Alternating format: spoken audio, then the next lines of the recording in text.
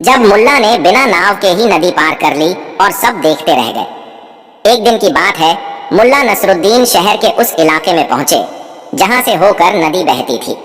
यह जगह बहुत चहल पहल वाली थी क्योंकि यहीं से व्यापारी, यात्री और किसान नदी के पार जाते थे। लेकिन नदी चौड़ी और गहरी थी, इसलिए उसे पार करने के लिए नाव का सहारा लेना जरूरी था। नदी के किनारे कई नाविक बैठे थे जो यात्रियों को नाव से पार कराने के लिए भारी भरकम किराया वसूल रहे थे।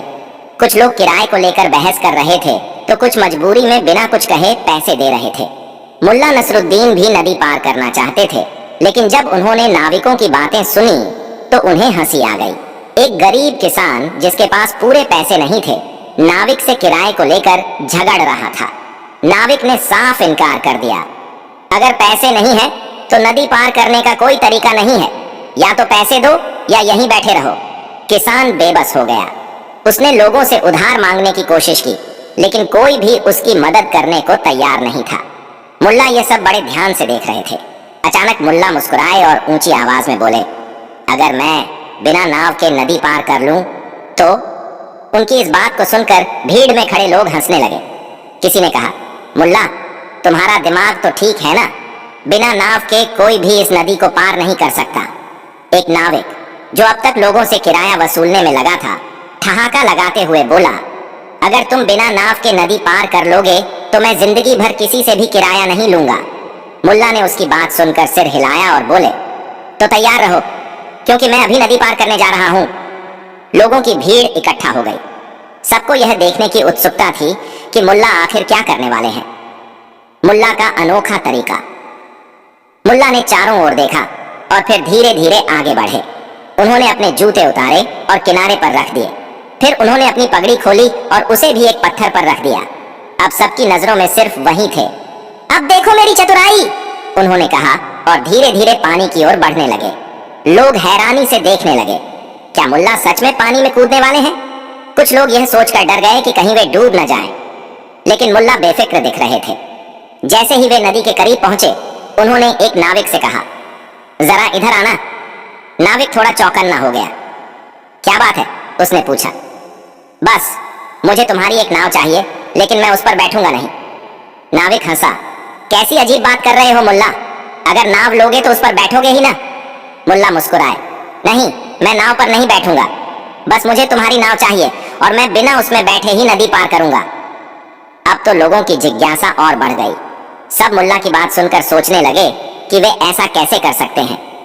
नाविक ने मजाक में कहा, ठीक है मुल्ला, अगर तुम बिना नाव पर बैठे मेरी नाव से नदी पार कर सकते हो तो मैं तुम्हें नाव मुफ्त में दे दूंगा। मुल्ला ने सिर हिलाया। बिल्कुल, और अगर मैं ऐसा न कर सका तो मैं तुम्हें अपना सबसे पसंदीदा घोड़ा दे दूंगा। यह सुनते ही नाविक की आंखें चमक उठीं। मुल्ला का घोड़ा बहुत तेज और मजबूत था, जिसे हर कोई चाहता था। सौदा मंजूर, नाविक ने कहा और उसने अपनी नाव किनारे लगाई। मुल्ला ने सबको चौंका दिया। मुल्ला ने नाव का रस्सी वाला छोर पकड़ा और धीरे धीरे पानी में कदम रखा। लेकिन वे नाव में नहीं बैठे। इसके बजाय उन्होंने नाव को एक तैरते हुए सहारे की तरह इस्तेमाल किया और खुद नदी में खड़े रहे। अब तक किसी ने ऐसा तरीका नहीं देखा था। मुल्ला नाव को पकड़कर धीरे धीरे आगे बढ़ने लगे। कभी वे नाव को आगे धकेलते, कभी उसे अपने साथ बहने देते, लेकिन उन्होंने कभी उसमें पैर नहीं रखा। धीरे धीरे वे नदी पार करने लगे। सबकी आंखें फटी रह गईं। लोग आश्चर्य से देख रहे थे कि मुल्ला सच में बिना नाव में बैठे ही नदी पार कर रहे थे। कुछ लोग समझ नहीं पा रहे थे कि यह कैसे संभव हुआ। नाविक जिसने शर्त लगाई थी, हैरानी से देखता रह गया। मुल्ला धीरे धीरे नदी के दूसरे किनारे तक पहुंच गए। जैसे ही वे किनारे पर चढ़े, उन्होंने जोर से कहा, देखो, मैंने बिना नाव में बैठे ही नदी पार कर ली। लोग हक्के बक्के रह गए। नाविक तो गुस्से से लाल हो गया। यह धोखा है, तुमने नाव का सहारा लिया। मुल्ला मुस्कुराए। लेकिन मैंने नाव में कदम नहीं रखा, ये तो हमारी शर्त थी ना। नाविक चुप हो गया। वह समझ गया कि मुल्ला की चतुराई के आगे वह हार चुका था। भीड़ तालियां बजाने लगी। सभी हंस रहे थे और मुल्ला की होशियारी की तारीफ कर रहे थे। नाविक ने सिर झुका लिया और बोला, मुल्ला, तुम सच में बहुत चतुर हो। जैसा वादा किया था, अब से मैं किसी भी गरीब से नाव का किराया नहीं लूंगा। मुल्ला ने हंसकर कहा, बस यही सीखने की जरूरत थी। कुछ चीजों के लिए चतुराई और समझदारी ज्यादा काम आती है। लोग अब भी हंस रहे थे और मुल्ला की चालाकी की बातें कर रहे थे। तभी किसी ने कहा, मुल्ला अब तुम वापस कैसे आओगे? मुल्ला मुस्कुराए और बोले, अब एक और मजेदार तरीका निकालना पड़ेगा। जब मुल्ला ने वापस नदी पार करने के लिए एक और अनोखा तरीका अपनाया और लोग फिर दंग रह गए। नदी के उस पार खड़े होकर मुल्ला नसरुद्दीन ने चारों ओर देखा। लोग अब भी हक्के बक्के थे। कोई उनकी चालाकी की तारीफ कर रहा था तो कोई नाविक की हार पर हंस रहा था। कुछ लोग अब भी इस बात पर अड़े थे कि यह धोखा था, लेकिन वे खुद भी समझ नहीं पा रहे थे कि यह कैसे हुआ। नाविक जिसने शर्त हारी थी अब गुस्से में था। वह सोच रहा था कि किसी तरह मुल्ला को फिर से सबके सामने मार दे सके। तभी उसने जोर से चिल्लाकर कहा, अरे मुल्ला, एक बार नदी पार कर ली, लेकिन अब वापस कैसे जाओगे? भीड़ एक बार फिर से उत्सुक हो गई। सबने मुल्ला की ओर देखा। सच में अब वे नदी के दूसरी ओर थे, लेकिन क्या वे वापस भी ऐसे ही आ सकते थे? मुल्ला मुस्कुराए। उनकी आंखों में वही पुरानी शरारत थी। उन्होंने अपना गीला कुर्ता थोड़ा झाड़ा और बोले, अगर मैंने फिर से बिना नाव में बैठे नदी पार कर ली तो मैं अपनी सबसे अच्छी नाव तुम्हें दे दूंगा। नाविक तुरंत बोला। अब तो और भी मजा आने वाला था। भीड़ का रोमांच बढ़ गया। सब सोचने लगे कि अब मुल्ला क्या नई तरकीब निकालेंगे, नाविक की नई चाल। लेकिन इस बार नाविक पूरी तैयारी कर चुका था। उसने चुपके से अपने कुछ साथियों को इशारा किया। वे नदी में अलग अलग नावों पर बैठ गए और बीच में खड़े हो गए ताकि मुल्ला का रास्ता रोक सकें। अब देखता हूं मुल्ला कैसे पार करते हैं, नाविक ने मन ही मन सोचा और एक कुटिल मुस्कान के साथ हाथ बांधकर किनारे पर खड़ा हो गया। मुल्ला ने यह सब देख लिया था। वे समझ गए थे कि इस बार नाविक उन्हें रोकने के लिए कुछ जरूर करने वाला है, लेकिन वे भी कुछ कम नहीं थे। मुल्ला ने अपनी दाढ़ी पर हाथ फेरा, फिर धीरे से बोले, ठीक है, अब मैं नदी पार करने जा रहा हूं।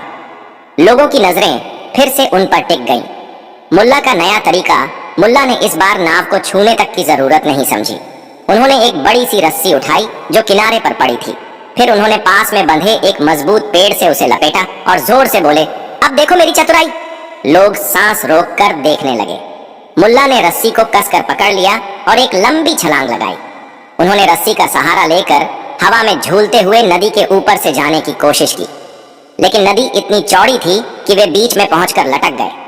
पानी के बहाव में थोड़ा संतुलन बिगड़ा, लेकिन उन्होंने हिम्मत नहीं हारी। धीरे धीरे रस्सी को आगे सरकाते हुए वे बीच तक पहुंचे। नाविक और उसके साथी जो नावों पर तैनात थे अब चौकन्ने हो गए। अब इसे रोकने का समय आ गया है। नाविक ने अपने आदमियों को इशारा किया। नाविक की साजिश और मुल्ला की चालाकी। मुल्ला रस्सी पर लटके हुए थे। तभी दो नाविक अपनी नाव लेकर उनके पास पहुंचे। उन्होंने सोचा कि मुल्ला को पानी में गिराने के लिए रस्सी काट दी जाए, लेकिन जैसे ही उन्होंने ऐसा करने की कोशिश की, मुल्ला ने जोर से रस्सी झटकी और वे दोनों नाविक अपनी ही नाव से गिरकर नदी में जा गिरे। लोग हंस पड़े। नाविक भीगते तैरते किसी तरह बाहर आए, लेकिन अब उन्हें समझ आ गया कि मुल्ला को चकमा देना आसान नहीं। मुल्ला ने अपने दोनों पैर एक पत्थर पर रखे और झूला झूलते हुए नदी के आखिरी छोर तक पहुंच गए। उन्होंने अपने हाथों की पकड़ ढीली की और कूदकर किनारे पर आ गए। सबकी आंखें फटी की फटी रह गईं। लोग तालियां बजाने लगे। किसी ने भी सोचा नहीं था कि मुल्ला इस तरह नदी पार कर सकते हैं। नाविक जिसने शर्त लगाई थी अब गुस्से से कांप रहा था। उसकी पूरी चाल उलटी पड़ गई थी। अब तो शर्त पूरी हुई है ना, मुल्ला ने मुस्कुराते हुए कहा। नाविक के पास कोई जवाब नहीं था। उसने अपनी सबसे अच्छी नाव मुल्ला को सौंप दी। अब मैं इसे क्या करूं, मुल्ला ने हंसकर कहा। फिर उन्होंने गरीब किसान को बुलाया जो पहले नाविक से किराए को लेकर झगड़ रहा था। अब से यह नाव तुम्हारी, मुल्ला ने किसान से कहा। किसान की आंखों में आंसू आ गए। वह खुशी से झुककर बोला, मुल्ला आप सच्चे इंसान हैं। लोग खुशी से झूम उठे। नाविक को पछतावा हो रहा था, लेकिन अब वह कुछ नहीं कर सकता था। मुल्ला ने ठाका लगाया, अब अगली बार जब कोई कहे कि वह बिना नाव के नदी पार कर सकता है तो उसकी बात को मजाक मत समझना। लोग फिर से हंसने लगे। मुल्ला की चतुराई ने एक बार फिर सबको हैरान कर दिया था। समाप्त। इस कहानी से हमें सीख मिलती है कि बुद्धिमानी और हिम्मत से किसी भी समस्या का हल निकाला जा सकता है। चुनौतियों का सामना करने के लिए चतुराई जरूरी है और सच्ची जीत वही होती है जो दूसरों के भले के लिए हो। अगली कहानी, जब मुल्ला नसरुद्दीन ने सोने की ईंट से सबको चौंका दिया। एक दिन की बात है, मुल्ला नसरुद्दीन बाजार में टहल रहे थे। उनकी चाल में वही पुरानी मस्ती और चेहरे पर वही चिड़ परिचित शरारत थी। बाजार में खूब भीड़ थी। किसी की दुकान पर मसाले बिक रहे थे, कहीं कपड़े वाले जोर जोर से चिल्ला रहे थे और कुछ लोग मोल भाव में लगे थे। अचानक मुल्ला की नजर एक साहूकार पर पड़ी जो बड़ी शान से अपनी दुकान के सामने बैठा था। उसके पास सोने चांदी के आभूषणों का ढेर लगा था और लोग बड़ी उत्सुकता से उसके पास खरीदारी कर रहे थे। लेकिन मुल्ला को जल्दी ही समझ आ गया कि यह साहूकार बहुत लालची है। वह ग्राहकों से ज्यादा दाम वसूल रहा था और जरूरतमंदों की हालत देखकर भी उन पर तरस नहीं खा रहा था। मुल्ला को एक शरारत सूझी। उन्होंने अपनी जेब में हाथ डाला और एक चमचमाती ईंट निकालकर हवा में उछाली। वह ईंट पूरी तरह सोने की लग रही थी। भाइयों और बहनों, देखो मेरे पास क्या है, मुल्ला ने ऊंची आवाज में कहा। लोगों की नजरें तुरंत उनकी ओर घूम गईं। सभी चौंक गए। सोने की ईंट, इतना बड़ा टुकड़ा। साहूकार भी चौंका। उसके लालच ने जोर मारा और वह तुरंत उठकर मुल्ला की ओर बढ़ा। मुल्ला, यह कहां से मिली? किसी ने पूछा। ओह, यह तो मेरे पास हमेशा रहती है, मुल्ला ने मुस्कुराते हुए कहा, लेकिन मैं सोच रहा हूं कि इसे बेच दूं। साहूकार की चालाकी और मुल्ला की होशियारी। साहूकार ने झट से मुल्ला को एक कोने में खींचा और धीरे से फुसफुसाया, मुल्ला, मुझे यह ईंट दो, मैं तुम्हें इसके बदले ढेर सारा पैसा दूंगा। मुल्ला ने आंखें चौड़ी की। अरे, पर तुम तो सबसे ज्यादा पैसा लेते हो, मैं तुम्हें यह क्यों बेचूं? मैं तुझे बाकी लोगों से ज्यादा पैसा दूंगा। साहूकार बोला, बस ये ईंट मेरे हवाले कर दो। मुल्ला ने थोड़ा सोचा और फिर सिर हिलाया। ठीक है, लेकिन पहले पूरी रकम चाहिए। साहूकार ने अपने गल्ले से भारी थैली निकाली और मुल्ला को सौंप दी। मुल्ला ने थैली को हिलाकर सुना, फिर मुस्कुराकर सोने की ईंट साहूकार को दे दी। जैसे ही साहूकार ने ईंट को अपने हाथ में लिया, उसकी आंखें चमक उठीं। लेकिन अगले ही पल ईंट हाथ से फिसल गई और नीचे गिरते ही टुकड़ों में टूट गई। लोग चौंक गए। सोने की ईंट असली नहीं थी, वह तो सिर्फ पीली मिट्टी से बनी हुई थी जिस पर सोने का रंग चढ़ाया गया था। साहूकार का गुस्सा और बाजार का तमाशा। साहूकार हक्का बक्का रह गया। उसका मुंह गुस्से से लाल हो गया। मुल्ला, ये क्या किया तुमने? मुल्ला ने कंधे उचका दिए। मैंने कब कहा कि यह असली सोना है? तुम ही इतने लालची थे कि बिना जांचे परखे इसे खरीद लिया। लोग हंस पड़े। कई लोग साहूकार से नाखुश थे, इसलिए वे मजा ले रहे थे। अब जब शर्त पूरी हो गई तो पैसे भी मेरे हुए। मुल्ला ने अपनी थैली को झट से संभाल लिया। साहूकार झुंझला कर रह गया, लेकिन अब वह कुछ नहीं कर सकता था। लोगों की हंसी के बीच मुल्ला भीड़ से निकलकर आगे बढ़ गए। लेकिन इस तमाशे के बाद भी मामला यहीं खत्म नहीं हुआ था। जब साहूकार ने मुल्ला से बदला लेने की ठानी। मुल्ला नसरुद्दीन बाजार में मुस्कुराते हुए चल रहे थे। उनकी जेब में साहूकार के दिए हुए सिक्कों की भारी थैली थी और उनका मन खूब हल्का था। उन्हें पता था कि उन्होंने लालची साहूकार को एक अच्छी सीख सिखाई थी, लेकिन साहूकार इतना सीधा नहीं था। वह अपमान को इतनी आसानी से नहीं भूल सकता था। जैसे ही मुल्ला बाजार से बाहर निकले, साहूकार ने गुस्से में अपने नौकरों को बुलाया। इस मुल्ला ने मेरी बेइज्जती कर दी, मुझे हर हाल में इससे बदला लेना है। नौकरों ने सिर हिलाया। हुक्म करो मालिक, क्या करना है? साहूकार ने थोड़ा सोचा और फिर बोला, मुल्ला नसरुद्दीन को फंसाने के लिए हमें एक नई चाल चलनी होगी। इस बार उसे ऐसा सबक सिखाऊंगा कि वह जिंदगी भर याद रखेगा। साहूकार की नई चाल। साहूकार ने पूरे शहर में खबर फैला दी कि उसके पास एक अनमोल हीरा आया है। यह खबर हवा की तरह फैल गई। पूरे शहर में चर्चा होने लगी कि साहूकार के पास दुनिया का सबसे कीमती रत्न है। यह सुनकर लोग उत्सुक हो गए और उसके दुकान की ओर जाने लगे। मुल्ला को भी यह खबर मिली। उन्होंने सोचा, यह साहूकार इतना बड़ा दिलवाला कब से हो गया, जरूर कुछ गड़बड़ है। कौतूहल में मुल्ला भी साहूकार की दुकान पर पहुंच गए। वहां पहले से ही लोगों की भीड़ लगी थी। साहूकार के हाथ में एक चमचमाता पत्थर था जिसे वह सबको दिखा रहा था। यह देखो, उसने ऐलान किया, यह दुनिया का सबसे अनमोल हीरा है। यह इतना बेशकीमती है कि अगर कोई इसे छू भी ले तो उसकी किस्मत बदल जाएगी। लोग हैरान थे। कुछ ने तो उसे छूने की कोशिश की, लेकिन साहूकार ने हाथ हटाते हुए कहा, इसे छूने की इजाजत सिर्फ उन्हीं को मिलेगी जो अपनी ईमानदारी साबित करेंगे। मुल्ला ने ठहाका लगाया, ओह, तो यह कोई हीरा नहीं बल्कि जादुई पत्थर है। साहूकार ने मुस्कुराकर जवाब दिया, अगर तुम्हें यकीन नहीं तो तुम भी इसे छूकर देख सकते हो, लेकिन शर्त यह है कि तुम इस पत्थर को छूने के लिए कुछ दांव पर लगाओ। अगर यह नकली हुआ तो मैं तुम्हें 100 सोने की मुद्राएं दूंगा, और अगर यह असली निकला तो तुम्हें अपनी पूरी संपत्ति मुझे देनी होगी। मुल्ला का जवाब और बाजार की प्रतिक्रिया। लोगों की सांसें थम गईं। सबकी नजरें मुल्ला पर टिक गईं। साहूकार के चेहरे पर एक चालाकी भरी मुस्कान थी। वह जानता था कि मुल्ला के पास इतना धन नहीं था कि वह हारने का जोखिम उठा सके। मुल्ला ने कुछ पल सोचा, फिर मुस्कुराए। अरे साहूकार, तुम तो बड़े खिलाड़ी निकले, लेकिन मेरी एक शर्त है। अगर यह हीरा असली निकला तो मैं अपनी सारी संपत्ति तुम्हें दे दूंगा, लेकिन अगर यह नकली हुआ तो तुम्हें अपनी पूरी दुकान मुझे देनी होगी।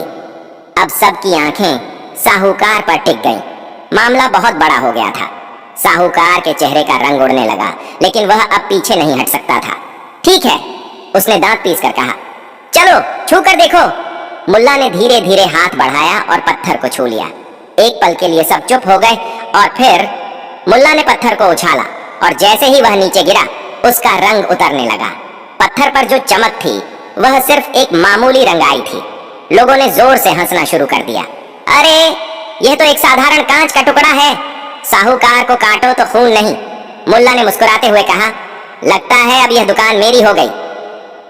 जब साहूकार ने अपनी दुकान वापस पाने के लिए एक और चाल चली, साहूकार को जैसे ही एहसास हुआ कि उसकी चाल उलटी पड़ गई है, उसका चेहरा फक पड़ गया। भीड़ के सामने वह पूरी तरह बेइज्जत हो चुका था। मुल्ला नसरुद्दीन के हाथों दुकान हारने का मतलब था कि उसकी इज्जत, उसका नाम और उसका धंधा सब कुछ खत्म हो सकता था। साहूकार ने गहरी सांस ली और अपनी दुकान की चाबियां धीरे धीरे मुल्ला की तरफ बढ़ा दी। मुल्ला ने हंसते हुए चाबियां लीं और बोला, अब से यह दुकान मेरी हुई। दोस्तों, आज से यहाँ सच्चाई और ईमानदारी का व्यापार होगा। लोगों ने तालियां बजाईं, लेकिन साहूकार अंदर ही अंदर जलने लगा। उसने ठान लिया कि वह किसी भी हालत में अपनी दुकान वापस लेगा, चाहे इसके लिए उसे कोई भी चाल क्यों न चलनी पड़े। साहूकार की साजिश। रात होते ही साहूकार अपने सबसे चतुर नौकरों को बुलाया। हमें इस दुकान को किसी भी कीमत पर वापस लेना होगा, लेकिन सीधे सीधे नहीं बल्कि चालाकी से। नौकरों ने सिर हिलाया। एक ने सुझाव दिया, मालिक, क्यों ना हम मुल्ला को कानूनी रूप से फंसाएं। साहूकार को यह विचार पसंद आया। उसने तुरंत अपने प्रभावशाली मित्रों और वकीलों से मुलाकात की। उन्होंने एक योजना बनाई। मुल्ला पर धोखाधड़ी का आरोप लगाकर उसे जेल में डलवा दिया जाए ताकि वह मजबूरी में दुकान छोड़ दे। गिरफ्तार अराह। मुल्ला के खिलाफ षड्यंत्र। अगली सुबह साहूकार शहर के कोतवाल के पास पहुंचा। उसने बताया कि मुल्ला ने चालाकी से उसकी दुकान हड़प ली है और अब उसे न्याय चाहिए। चूंकि साहूकार शहर के अमीर और प्रभावशाली लोगों में से एक था, कोतवाल ने बिना सोचे समझे उसकी शिकायत मान ली। कुछ ही देर में कोतवाल और उसके सिपाही मुल्ला की दुकान पर आ धमके। मुल्ला नसरुद्दीन, तुम्हारे खिलाफ धोखाधड़ी की शिकायत आई है, हमें तुम्हें गिरफ्तार करना होगा। मुल्ला ने भौहें चढ़ाईं और मुस्कुराते हुए बोले, अरे वाह, कल तक तो यह दुकान मेरी थी, आज अचानक कैसे धोखाधड़ी हो गई। कोतवाल ने गुस्से में कहा, हम बहस नहीं करेंगे, तुम्हें अदालत में पेश किया जाएगा। औलाद। मुल्ला का चतुराई भरा जवाब। मुल्ला को जेल में डाल दिया गया और साहूकार खुशी से झूम उठा। उसे लगा कि अब दुकान उसके पास वापस आ जाएगी, लेकिन उसे नहीं पता था कि मुल्ला इतनी आसानी से हार मानने वालों में से नहीं थे। अदालत में जब मुल्ला को पेश किया गया तो साहूकार ने अपनी कहानी सुनाई। माई बाप, मुल्ला ने चालाकी से मेरी दुकान छीन ली। उसने एक झूठी शर्त रखी और मुझे मजबूर कर दिया। न्यायाधीश ने गंभीरता से मुल्ला की ओर देखा। क्या यह सच है? मुल्ला मुस्कुराए। हुजूर, जब किसी ने झूठा पत्थर बेचने की कोशिश की और खुद उसकी सच्चाई का सामना नहीं कर सका तो गलती मेरी कैसे हुई? अगर यह दुकान धोखाधड़ी से मिली होती तो साहूकार को उसी वक्त आपसे शिकायत करनी चाहिए थी, न कि तब जब उसे अपनी बेइज्जती का एहसास हुआ। लोगों में कानाफूसी होने लगी। न्यायाधीश को भी यह बात ठीक लगी। उन्होंने साहूकार से पूछा, जब तुम्हें पता था कि मुल्ला ने गलत किया है तो उसी वक्त क्यों नहीं शिकायत की? साहूकार बगलें झांकने लगा। वह कुछ कह पाता इससे पहले मुल्ला ने और भी जोरदार बात कही, और हुजूर, अगर मेरी दुकान धोखाधड़ी से मिली है तो इसका मतलब यह हुआ कि साहूकार खुद भी धोखा देने वाला है, क्योंकि उसने झूठा पत्थर असली बताकर बेचना चाहा था। अब न्यायाधीश की त्योरियां छड़ गईं। उन्होंने साहूकार को घूरते हुए कहा, क्या यह सच है? साहूकार, तुम खुद झूठ और बेईमानी के दोषी हो। तुम्हारी शिकायत झूठी साबित होती है। मुल्ला नसरुद्दीन को तुरंत रिहा किया जाए और उन्हें उनकी दुकान पर पूरा अधिकार दिया जाए। भीड़ ने खुशी से तालियां बजाईं और साहूकार शर्म से पानी पानी हो गया। अंतिम जीत। जब मुल्ला अपनी दुकान में वापस लौटे तो वहां उनके स्वागत में लोग खड़े थे। उन्होंने ठहाका लगाकर कहा, भाइयों, अब से इस दुकान में कोई बेईमानी नहीं होगी। यहाँ सच्चाई और हंसी मजाक दोनों मुफ्त में मिलेंगे। लोग हंसने लगे और दुकान में ग्राहकों की भीड़ लग गई। साहूकार हार मानकर चुपचाप वहां से निकल गया, लेकिन उसके मन में यह बात बैठ गई कि मुल्ला नसरुद्दीन को हराना आसान नहीं है। समाप्त। इस कहानी से हमें सीख मिलती है कि ईमानदारी और चतुराई से किसी भी मुश्किल का हल निकाला जा सकता है। बेईमानी और धोखा अंततः हार जाते हैं, जबकि सच्चाई और बुद्धिमानी हमेशा विजयी होती हैं। न्याय देर से सही पर मिलता जरूर है। अगली कहानी। जब मुल्ला नसरुद्दीन ने बिना पैसा खर्च किए शानदार दावत उड़ाई। एक दिन की बात है, मुल्ला नसरुद्दीन शहर की सबसे प्रसिद्ध सराय के सामने से गुजर रहे थे। यह कोई आम सराय नहीं थी, बल्कि वहां के सबसे अमीर लोगों के लिए बनी एक शानदार जगह थी, जहां सुगंधित पकवानों की महक दूर दूर तक फैलती थी। मुल्ला का पेट उस दिन खाली था, लेकिन जेब और भी ज्यादा खाली थी। जैसे ही मुल्ला ने दरवाजे के अंदर झांका, उनकी नजर भीतर बैठे रईसों पर पड़ी, जो मांस, मेवे और मीठे पकवानों का आनंद ले रहे थे। हलवा, कबाब, बिरयानी, शहद में डूबी मिठाइयाँ, हर चीज इतनी स्वादिष्ट दिख रही थी कि मुल्ला की जीभ ललचाने लगी। लेकिन समस्या यह थी कि उनके पास एक भी पैसा नहीं था। मुल्ला ने सोचा, अगर जेब खाली हो तो अक्ल को भरपूर इस्तेमाल करना चाहिए। उन्होंने गहरी सांस ली, दाढ़ी पर हाथ फेरा और सराय के अंदर दाखिल हो गए, जैसे वे वहां के सबसे खास मेहमान हो। अबा अल्लाह, राजसी ठाठ से दावत का आनंद। मुल्ला सीधे जाकर एक कोने में बैठ गए और बड़े इत्मीनान से इधर उधर देखने लगे। वहां के नौकर हर मेहमान का सत्कार कर रहे थे, बड़े प्यार से पकवान परोस रहे थे। कुछ ही पलों में एक सेवक उनके पास आया और विनम्रता से झुका। हुजूर, आप क्या पसंद करेंगे? मुल्ला ने गौर से चारों ओर देखा, फिर गहरी आवाज में बोले, क्या यहाँ के पकवान वाकई उतने ही स्वादिष्ट हैं जितनी उनकी चर्चा सुनी है? सेवक थोड़ा चौंका, लेकिन फिर बोला, हुजूर, यह शहर की सबसे मशहूर सराय है। यहाँ का खाना खाकर लोग उंगलियां चाटते रह जाते हैं। मुल्ला ने सिर हिलाया, जैसे किसी गहरे विचार में हो। फिर बोले, ठीक है, पहले एक थाल भरकर भेजो, लेकिन ध्यान रहे चीजें बढ़िया होनी चाहिए। सेवक ने झुककर सिर हिलाया और कुछ ही देर में मुल्ला के सामने व्यंजनों का बड़ा थाल रख दिया गया। गर्म गर्म कबाब, महकती हुई बिरयानी, मसालेदार मटन और न जाने कितनी स्वादिष्ट चीजें। मुल्ला ने इत्मीनान से खाना शुरू किया और ऐसा दिखाया जैसे वह कोई बहुत बड़ा नवाब हो। कुछ ही देर में पास बैठे अमीरजादे भी उन्हें ध्यान से देखने लगे। उनमें से एक ने धीरे से पूछा, आप पहली बार इस सराय में आए हैं? मुल्ला ने मुस्कुराकर कहा, हाँ, लेकिन यहाँ का स्वाद देखकर लगता है कि अब बार बार आना पड़ेगा। बिना पैसे के भुगतान की तरकीब। अब समस्या यह थी कि इतना बढ़िया खाना तो खा लिया, लेकिन उसकी कीमत कैसे चुकाई जाए? मुल्ला आराम से बैठे रहे, जैसे उन्हें बिल की कोई चिंता ही ना हो। जब सेवक उनके पास आया और धीरे से बोला, हुजूर, आपका बिल। मुल्ला ने बड़े इत्मीनान से उसे देखा और बोले, बिल? ओह हाँ, लेकिन पहले मालिक को बुलाओ, मुझे उनसे कुछ जरूरी बात करनी है। सेवक थोड़ा हैरान हुआ, लेकिन मालिक को बुलाने चला गया। कुछ ही मिनटों में सराय का मालिक खुद चला आया। वह एक मोटा तगड़ा आदमी था, जिसकी बड़ी बड़ी मूंछें थीं और पेट उसके शानो शौकत का सबूत दे रहा था। उसने मुस्कुराते हुए पूछा, हुजूर, आपको हमारा खाना पसंद आया? मुल्ला ने सिर हिलाया, बिल्कुल, इतना स्वादिष्ट खाना तो बहुत कम जगहों पर मिलता है। मालिक गर्व से मुस्कुराया, फिर तो आप हमेशा यहाँ पधारते रहेंगे। मुल्ला थोड़ा झुके और गंभीर स्वर में बोले, यही तो समस्या है। देखिए, मैं कोई आम आदमी नहीं हूँ, मेरी बहुत ऊंची पहचान है, लेकिन आज दुर्भाग्यवश मेरे पास पैसा नहीं है। मालिक की मुस्कान गायब हो गई। उसने थोड़ा सख्त लहजे में कहा, हुजूर, सराय का नियम है कि पैसा पहले या बाद में, लेकिन चुकाना जरूरी है। मुल्ला मुस्कुराए, बिल्कुल, लेकिन मैं आपको एक सुनहरा अवसर दे सकता हूँ। अगर आप चाहें तो मैं आपको इस कर्ज के बदले एक नायाब तरकीब बता सकता हूँ, जिससे आपकी यह सराय और भी मशहूर हो जाएगी। मालिक को बात कुछ समझ नहीं आई, लेकिन उसने पूछा, कैसी तरकीब? मुल्ला थोड़ा और झुके, जैसे कोई बहुत बड़ा रहस्य बता रहे हो। अगर आप लोगों को यह बताएं कि मेरी तरह के लोग यहाँ मुफ्त में खाना खाते हैं तो क्या होगा? मालिक भौचक्का रह गया। मतलब? मतलब यह कि जब लोग सुनेंगे कि मुल्ला नसरुद्दीन जैसे लोग यहाँ आते हैं तो वे और ज्यादा आकर्षित होंगे। वे सोचेंगे कि अगर इतने बड़े लोग यहाँ मुफ्त में खाते हैं तो इसका मतलब है कि यह जगह वाकई खास है। मालिक कुछ देर तक सोचता रहा। उसे यह विचार काफी दिलचस्प लगा। आखिर प्रसिद्ध भी एक तरह की पूंजी थी। तो आप कहना चाहते हैं कि अगर मैं आपको मुफ्त में खाने दूं तो मेरी सराय और मशहूर हो जाएगी? मुल्ला ने सिर हिलाया।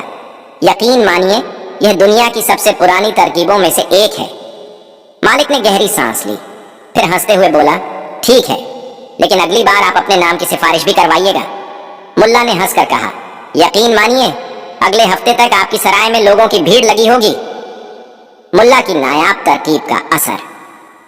मुल्ला आराम से उठे और अपनी दाढ़ी पर हाथ फेरते हुए बाहर निकले। जैसे ही वे गली में पहुंचे, उन्होंने जोर से आवाज लगाई, अरे भाई, ये सराय तो कमाल की है। यहाँ बड़े आदमी मुफ्त में खाना खाते हैं। मैं खुद अभी अभी खा कर आ रहा हूँ। यह सुनते ही पास के दुकानदार और राहगीर चौंक पड़े। कुछ ही घंटों में यह बात पूरे बाजार में फैल गई कि इस सराय में बड़े लोग मुफ्त में खाते हैं। अब मालिक के पास लोग आने लगे, साहब, हमने सुना कि यहाँ खास लोगों को मुफ्त में खिलाया जाता है, हमें भी मौका दीजिए। मालिक ने माथा पकड़ लिया। उसे समझ ही नहीं आ रहा था कि यह क्या हो गया। जब साहूकार ने मुल्ला को चुनौती देने की ठानी, सराय के मालिक का सिर चकरा गया। उसने सोचा था कि मुल्ला नसरुद्दीन के नाम से उसकी सराय मशहूर हो जाएगी, लेकिन नतीजा कुछ और ही निकला। अब तो हर कोई मुफ्त खाने की मांग करने लगा था। कुछ ही दिनों में यह खबर पूरे शहर में फैल गई। लोग तरह तरह की बातें करने लगे। अरे, इस सराय में तो बड़े लोग मुफ्त में खाते हैं। अगर मुल्ला नसरुद्दीन को मुफ्त में खिलाया जा सकता है तो हमें क्यों नहीं? सराय के मालिक ने माथा पकड़ लिया। वह समझ ही नहीं पा रहा था कि इस समस्या से कैसे निपटा जाए। तभी शहर के एक धनी साहूकार को इस मामले की भनक लगी। वह बहुत चालाक आदमी था और हमेशा दूसरों को बेवकूफ बनाने की फिराक में रहता था। साहूकार ने सोचा, अगर मुल्ला नसरुद्दीन जैसी चालाक शख्सियत को मैं मात दे सका तो मेरी ख्याति चारों ओर फैल जाएगी। उसने एक योजना बनाई और सराय के मालिक के पास गया। सुनो भाई, तुमने अपनी सराय को मुफ्त की जगह बना दिया है, लेकिन अगर तुम चाहो तो मैं तुम्हारी मदद कर सकता हूँ, साहूकार ने कहा। सराय का मालिक परेशान था।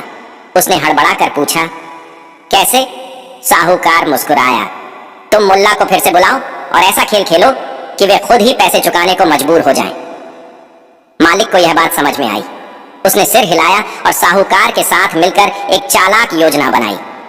मुल्ला के लिए बिछाया गया जाल। अगले दिन सराय के मालिक ने बाजार में खबर फैलवा दी, मुल्ला नसरुद्दीन के सम्मान में एक विशेष दावत रखी गई है। आइए और देखिए कैसे मुल्ला अपनी चतुराई से मुफ्त में खाना खाते हैं। जब यह खबर मुल्ला तक पहुंची तो वे मुस्कुराए। लगता है कि कुछ गड़बड़ है, लेकिन अगर वे सोच रहे हैं कि मैं उनके जाल में फंस जाऊंगा तो वे बहुत बड़ी भूल कर रहे हैं। शाम होते ही मुल्ला अपनी चिर परिचित चाल में सराय पहुंचे। वहां पहले से ही बड़ी भीड़ जमा थी। हर कोई यही देखना चाहता था कि इस बार क्या होता है। सराय के मालिक ने मुल्ला का स्वागत किया और उन्हें एक खास मेज पर बैठाया। सामने थालियों में बढ़िया बढ़िया व्यंजन रखे गए, कबाब, बिरयानी, मिठाइयाँ, मेवे और भी बहुत कुछ। मुल्ला ने चारों ओर देखा और मुस्कुराए। वाह, आज तो बहुत बढ़िया इंतजाम किया है। सराय के मालिक ने सिर झुकाकर कहा, आप जैसे सम्माननीय व्यक्ति के लिए इतना करना हमारा सौभाग्य है। कृपया भोजन का आनंद लीजिए। मुल्ला को अंदाजा हो गया था कि कुछ न कुछ गड़बड़ जरूर है, लेकिन उन्होंने बिना कोई परवाह किए बड़े मजे से खाना शुरू कर दिया। जैसे ही उन्होंने पहला कौर मुंह में डाला, साहूकार खड़ा हुआ और ऊंची आवाज में बोला, रुकिए मुल्ला साहब, आज आपको मुफ्त में खाना नहीं मिलेगा। साहूकार की चुनौती। मुल्ला ने एक कौर चबाते हुए आंखें उठाई और बोले, अरे वाह, ये सराय तो बड़ी दिलचस्प जगह बनती जा रही है। अब खाने के बीच में ऐलान भी होते हैं। साहूकार मुस्कुराया, आज हम देखेंगे कि आपकी चतुराई वाकई कितनी तेज है। अगर आप मेरी पहेली हल कर सके तो आप मुफ्त में खा सकते हैं, लेकिन अगर नहीं तो आपको आज का पूरा बिल भरना पड़ेगा। मुल्ला ने दाढ़ी पर हाथ फेरा और आराम से बोले, पहेली दिलचस्प है, बताइए आपकी पहेली क्या है? साहूकार ने भीड़ की तरफ देखा, फिर मुस्कुराकर बोला, अगर एक गधा और एक ऊंट दौड़ लगाए तो बताइए कौन जीतेगा? भीड़ में फुसफुसाहट शुरू हो गई। सबको लगा कि मुल्ला इस बार जरूर फंस जाएंगे, लेकिन मुल्ला बिना किसी चिंता के बोले, यह तो बहुत आसान सवाल है, कौन जीतेगा ये इस पर निर्भर करता है कि रास्ता कैसा है। अगर रेगिस्तान में दौड़ होगी तो ऊंट जीतेगा, अगर पहाड़ी रास्ता होगा तो गधा। साहूकार के चेहरे से हंसी गायब हो गई। भीड़ में से किसी ने तालियां बजाईं और फिर पूरा दरबार तालियों से गूंज उठा। साहूकार गुस्से से बौखला गया। उसने कहा, ठीक है, लेकिन मैं एक और चुनौती दूंगा। अगर आप यह हल कर सके तो मैं खुद आपके खाने का बिल भरूंगा। मुल्ला ने सिर हिलाया। ठीक है, बताइए। साहूकार ने एक सोने का सिक्का निकालकर दिखाया और कहा, अगर आप यह साबित कर दें कि यह सिक्का नकली है तो आप जीत जाएंगे, लेकिन अगर नहीं कर पाए तो आपको आज के खाने के साथ साथ कल के खाने का भी पैसा देना होगा। मुल्ला ने सिक्का लिया, उसे ध्यान से देखा और बोले, ठीक है, मैं ये साबित कर दूंगा, लेकिन पहले आप एक और थाल मंगवाइए, क्योंकि सोचने के लिए ताकत चाहिए। साहूकार झुंझला गया, लेकिन भीड़ के सामने उसे अपनी बात पर कायम रहना पड़ा।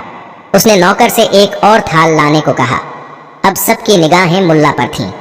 क्या वे इस सिक्के को नकली साबित कर पाएंगे? जब मुल्ला ने सोने के सिक्के का भेद खोला, मुल्ला नसरुद्दीन ने सोने के सिक्के को हथेली पर रखा और उसे उलट पलट कर देखने लगे। भीड़ के बीच खड़े लोग सांस रोककर यह देखने को तैयार थे कि मुल्ला इस बार क्या चाल चलने वाले हैं। साहूकार के चेहरे पर एक हल्की मुस्कान थी। उसे पूरा यकीन था कि इस बार मुल्ला नसरुद्दीन को हार माननी ही पड़ेगी, लेकिन मुल्ला ने मुस्कुराते हुए सिक्के को अपनी उंगलियों के बीच घुमाया और कहा, यह सिक्का नकली है। साहूकार ने तुरंत विरोध किया, यह असंभव है, यह सिक्का असली सोने का बना है और इसे मैंने खुद नगर के सबसे नामी सुनार से बनवाया था। मुल्ला ने सिर हिलाया। तो फिर यह बात और भी दिलचस्प हो जाती है। अगर यह सिक्का असली है तो मुझे यह सिद्ध करने दो कि यह नकली है। साहूकार ने हंसते हुए कहा, ठीक है, लेकिन अगर तुम इसे सिद्ध न कर सके तो तुम्हें आज के खाने के साथ साथ कल के खाने का भी बिल चुकाना होगा। मुल्ला ने सिक्के को ध्यान से देखा और बोले, इस सिक्के की असलियत साबित करने के लिए हमें 3 परीक्षाएं करनी होंगी। पहली परीक्षा, पानी की सच्चाई। मुल्ला ने सिक्के को पास रखी एक कटोरी पानी में डाल दिया और बोले, अगर यह असली सोने का सिक्का है तो यह पानी में डूब जाएगा, लेकिन अगर यह किसी और धातु से बना है तो यह तैर सकता है। सभी लोग सिक्के को ध्यान से देखने लगे। कुछ ही क्षणों में सिक्का पानी के तल में बैठ गया। साहूकार ठहाका मारकर हंसा। देखा, सिक्का डूब गया, इसका मतलब यह असली सोने का है। लेकिन मुल्ला ने सिर हिलाया और मुस्कुराकर बोले, अभी पूरी परीक्षा बाकी है, अब दूसरी परीक्षा होगी। दूसरी परीक्षा, आग की परख। मुल्ला ने सिक्का उठाया और उसे पास रखी एक जलती हुई मोमबत्ती की लौ के पास ले गए। कुछ ही देर में सिक्के की सतह से हल्का सा काला धुआं उठने लगा। मुल्ला ने लोगों की ओर देखते हुए कहा, खालिस सोना आग से नहीं जलता और उसकी सतह पर काला धुआं नहीं आता, लेकिन इस सिक्के की सतह पर कालिख जमा हो रही है, जिसका मतलब है कि यह शुद्ध सोना नहीं है। अब भीड़ में कानाफूसी शुरू हो गई। साहूकार का चेहरा थोड़ा उतरने लगा, लेकिन उसने अभी भी हार नहीं मानी थी। तीसरी परीक्षा, आवाज की सच्चाई। मुल्ला ने सिक्के को उंगलियों से टकराकर एक पत्थर पर गिराया। सिक्का गिरते ही हल्की सी कुंद आवाज आई। मुल्ला मुस्कुराए और बोले, असल सोने की आवाज हमेशा खनखनाती है, लेकिन यह आवाज भारी और कुंद है। इसका मतलब यह हुआ कि इस सिक्के में कोई दूसरी धातु भी मिलाई गई है। अब तक भीड़ को पूरी तरह यकीन हो चुका था कि मुल्ला सही कह रहे थे। सबकी नजरें साहूकार पर टिक गईं। साहूकार का पर्दाफाश। साहूकार की शक्ल पीली पड़ गई। उसने जल्दी से सिक्का वापस लिया और घबराहट में बोला, यह तो गलती से मिलावटी सिक्का आ गया होगा। लेकिन मुल्ला ने मुस्कुराकर कहा, अरे साहूकार जी, आप तो कह रहे थे कि यह सिक्का नगर के सबसे नामी सुनार ने बनाया था, तो क्या नामी सुनार भी गलती करता है? अब भीड़ ठाका मारकर हंसने लगी। साहूकार को समझ आ गया कि उसकी चाल उलटी पड़ गई थी। वह हड़बड़ाकर बोला, ठीक है, मैं हार मानता हूँ। मैं न सिर्फ मुल्ला साहब का खाना भरूंगा, बल्कि पूरी सराय में आए सभी लोगों का खाना भी मैं ही खिलाऊंगा। भीड़ ने तालियों की गड़गड़ाहट से पूरा माहौल गूंजा दिया।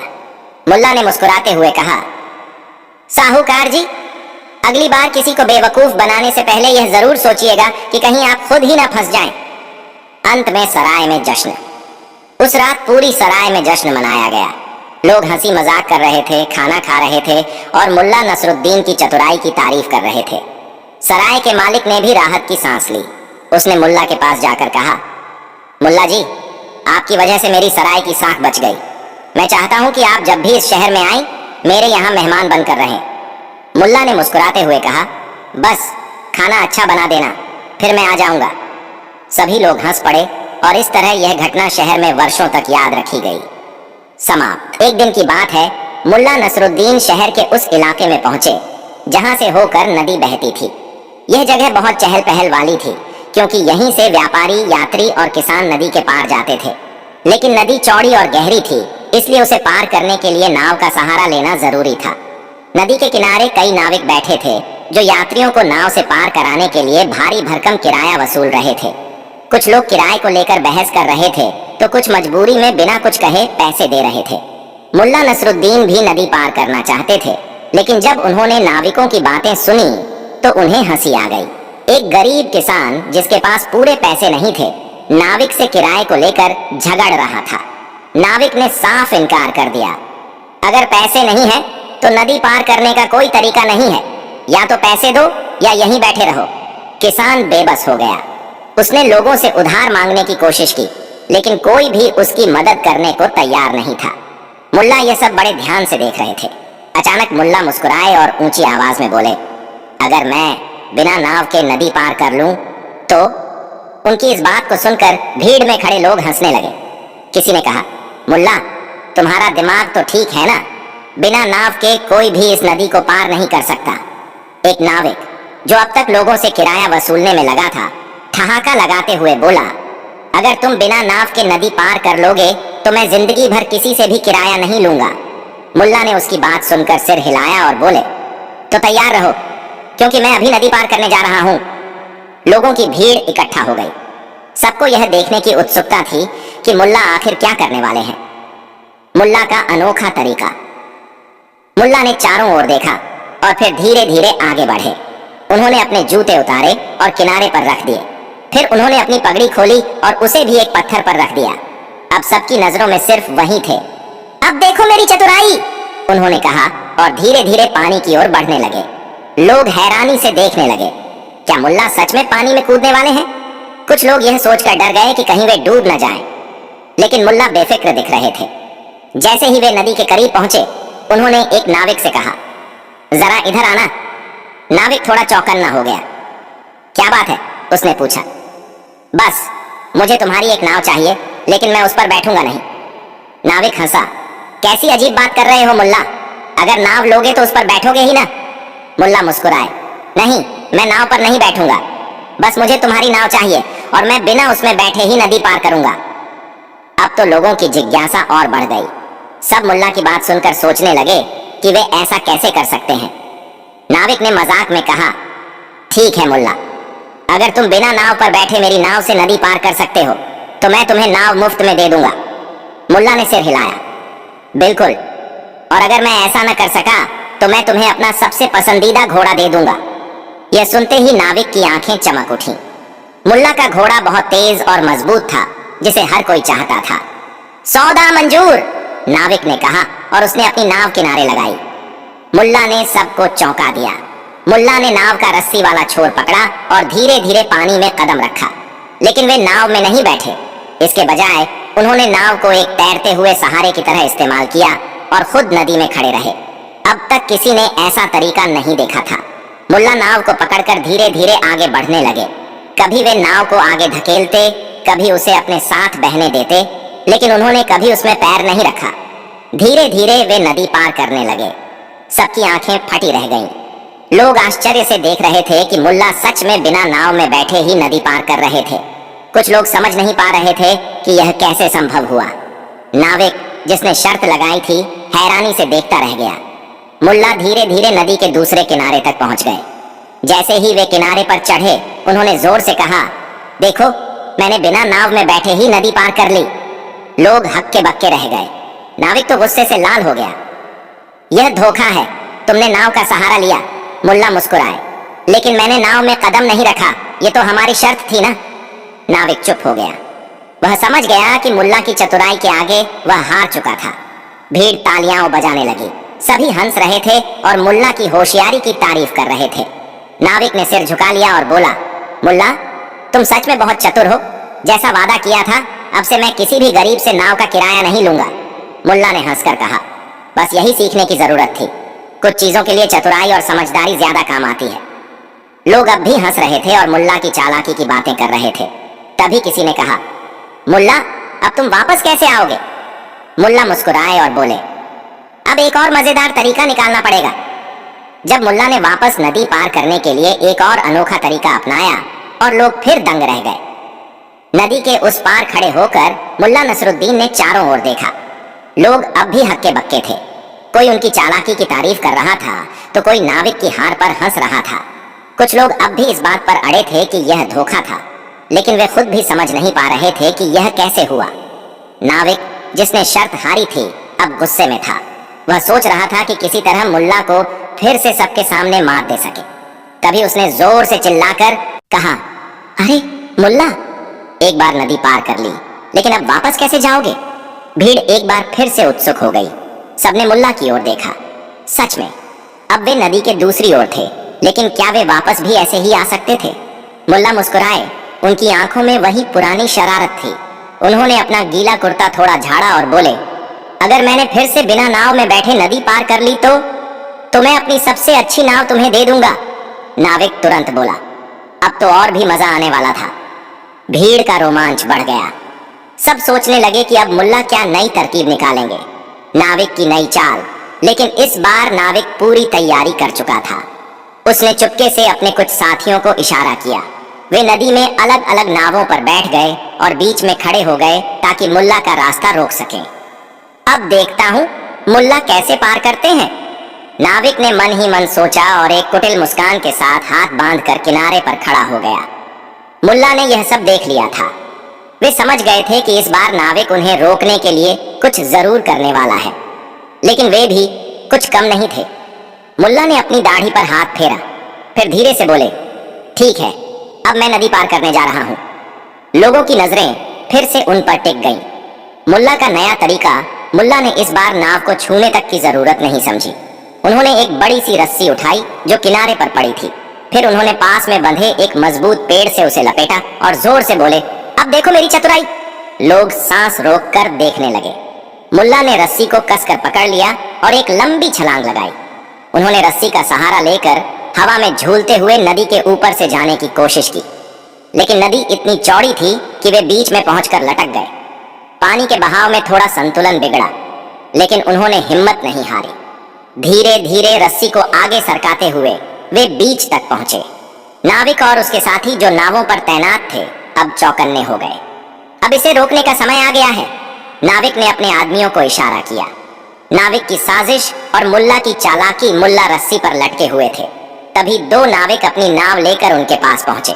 उन्होंने सोचा कि मुल्ला को पानी में गिराने के लिए रस्सी काट दी जाए, लेकिन जैसे ही उन्होंने ऐसा करने की कोशिश की, मुल्ला ने जोर से रस्सी झटकी और वे दोनों नाविक अपनी ही नाव से गिरकर नदी में जा गिरे। लोग हंस पड़े। नाविक भीगते तैरते किसी तरह बाहर आए, लेकिन अब उन्हें समझ आ गया कि मुल्ला को चकमा देना आसान नहीं। मुल्ला ने अपने दोनों पैर एक पत्थर पर रखे और झूला झूलते हुए नदी के आखिरी छोर तक पहुंच गए। उन्होंने अपने हाथों की पकड़ ढीली की और कूदकर किनारे पर आ गए। सबकी आंखें फटी की फटी रह गईं। लोग तालियां बजाने लगे। किसी ने भी सोचा नहीं था कि मुल्ला इस तरह नदी पार कर सकते हैं। नाविक, जिसने शर्त लगाई थी, अब गुस्से से कांप रहा था। उसकी पूरी चाल उलटी पड़ गई थी। अब तो शर्त पूरी हुई है ना? मुल्ला ने मुस्कुराते हुए कहा। नाविक के पास कोई जवाब नहीं था। उसने अपनी सबसे अच्छी नाव मुल्ला को सौंप दी। अब मैं इसे क्या करूं? मुल्ला ने हंसकर कहा। फिर उन्होंने गरीब किसान को बुलाया जो पहले नाविक से किराए को लेकर झगड़ रहा था। अब से यह नाव तुम्हारी, मुल्ला ने किसान से कहा। किसान की आंखों में आंसू आ गए। वह खुशी से झुककर बोला, मुल्ला, आप सच्चे इंसान हैं। लोग खुशी से झूम उठे। नाविक को पछतावा हो रहा था, लेकिन अब वह कुछ नहीं कर सकता था। मुल्ला ने ठाका लगाया, अब अगली बार जब कोई कहे कि वह बिना नाव के नदी पार कर सकता है तो उसकी बात को मजाक मत समझना। लोग फिर से हंसने लगे। मुल्ला की चतुराई ने एक बार फिर सबको हैरान कर दिया था। समाप्त। इस कहानी से हमें सीख मिलती है कि बुद्धिमानी और हिम्मत से किसी भी समस्या का हल निकाला जा सकता है। चुनौतियों का सामना करने के लिए चतुराई जरूरी है और सच्ची जीत वही होती है जो दूसरों के भले के लिए हो। अगली कहानी, जब मुल्ला नसरुद्दीन ने सोने की ईंट से सबको चौंका दिया। एक दिन की बात है, मुल्ला नसरुद्दीन बाजार में टहल रहे थे। उनकी चाल में वही पुरानी मस्ती और चेहरे पर वही चिड़ परिचित शरारत थी। बाजार में खूब भीड़ थी। किसी की दुकान पर मसाले बिक रहे थे, कहीं कपड़े वाले जोर जोर से चिल्ला रहे थे और कुछ लोग मोल भाव में लगे थे। अचानक मुल्ला की नजर एक साहूकार पर पड़ी जो बड़ी शान से अपनी दुकान के सामने बैठा था। उसके पास सोने चांदी के आभूषणों का ढेर लगा था और लोग बड़ी उत्सुकता से उसके पास खरीदारी कर रहे थे। लेकिन मुल्ला को जल्दी ही समझ आ गया कि यह साहूकार बहुत लालची है। वह ग्राहकों से ज्यादा दाम वसूल रहा था और जरूरतमंदों की हालत देखकर भी उन पर तरस नहीं खा रहा था।